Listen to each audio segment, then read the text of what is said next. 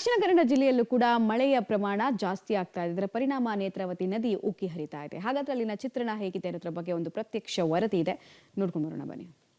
ದಕ್ಷಿಣ ಕನ್ನಡ ಜಿಲ್ಲೆಯಲ್ಲಿ ಮಳೆ ಮುಂದುವರೆದಿರುವಂಥದ್ದು, ಹಾಗಾಗಿ ಜೀವ ನದಿಗಳೆಲ್ಲ ತುಂಬಿ ಹರಿತಾ ಇದೆ. ನೇತ್ರಾವತಿ ನದಿ ತೀರದಲ್ಲಿ ಬಹಳಷ್ಟು ಆತಂಕ ಎದುರಾಗಿದೆ. ಅಪಾಯದ ಮಟ್ಟ ಮೀರಿ ಹರಿತಾ ಇದೆ. ನಾವು ಬಂಟ್ವಾಳದ ಜಕ್ರಿಬೆಟ್ಟು ಬಳಿಯಲ್ಲಿದ್ದೇವೆ. ಇಲ್ಲಿ ನೀವು ಗಮನಿಸಬಹುದು, ಇದು ರಸ್ತೆ ಮಂಗಳೂರಿನಿಂದ ಧರ್ಮಸ್ಥಳಕ್ಕೆ ಸಂಪರ್ಕ ಮಾಡುವಂಥ ರಸ್ತೆ.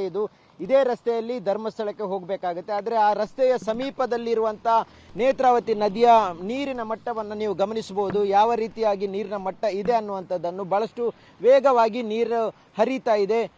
ಈ ಒಂದು ಜಕ್ರಿಬೆಟ್ನ ಸಮೀಪದಲ್ಲಿರುವಂಥ ಅಣೆಕಟ್ಟೇನಿದೆ, ಈ ಅಣೆಕಟ್ಟಿನ ಸಮೀಪದಲ್ಲೇ ಈ ರೀತಿಯಾದಂಥ ಹೆಚ್ಚಿನ ಪ್ರಮಾಣದ ನೀರು ಹರಿದು ಬರುವಂಥದ್ದು. ಇನ್ನು ಈ ನದಿಯ ಸಮೀಪದಲ್ಲೇ ರಸ್ತೆ ಇರೋದ್ರಿಂದ ಮತ್ತಷ್ಟು ಆತಂಕ ಎದುರಾಗಿದೆ. ಇನ್ನೊಂದು ಅಷ್ಟು ಹೆಚ್ಚಿನ ಪ್ರಮಾಣದಲ್ಲಿ ನೀರು ಬಂದರೆ ಮತ್ತೆ ಈ ರಸ್ತೆಗೂ ನೀರು ಬೀಳುವಂಥ ಸಾಧ್ಯತೆ ಇದೆ. ನೀವು ದೃಶ್ಯದಲ್ಲಿ ಗಮನಿಸಬಹುದು, ಇದೊಂದು ಜಕ್ರಿಬೆಟ್ಟು ಡ್ಯಾಮ್ ತುಂಬಿ ಹರಿತಾ ಇದೆ. ಹಾಗಾಗಿ ಈ ಡ್ಯಾಮ್ನ ಎಲ್ಲ ಗೇಟ್ಗಳನ್ನು ತೆರೆದು ಬಿಡಲಾಗಿದೆ.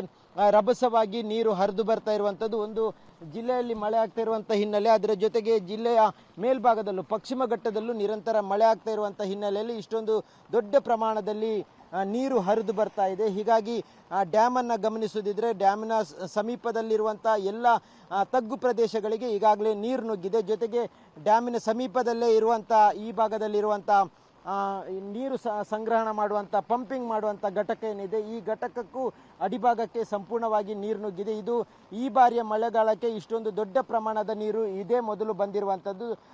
ಕಳೆದ ಕೆಲ ವರ್ಷಗಳ ಹಿಂದೆ ಈ ರೀತಿಯಾದಂಥ ನೀರು ಈ ಭಾಗದಲ್ಲಿ ಬಂದಿತ್ತು. ಆದರೆ ಈ ವರ್ಷ ಈ ಮಳೆಗೆ ಮಾತ್ರ ಇಷ್ಟೊಂದು ದೊಡ್ಡ ಪ್ರಮಾಣದ ನೀರು ಹರಿದು ಬಂದಿರುವಂಥದ್ದು.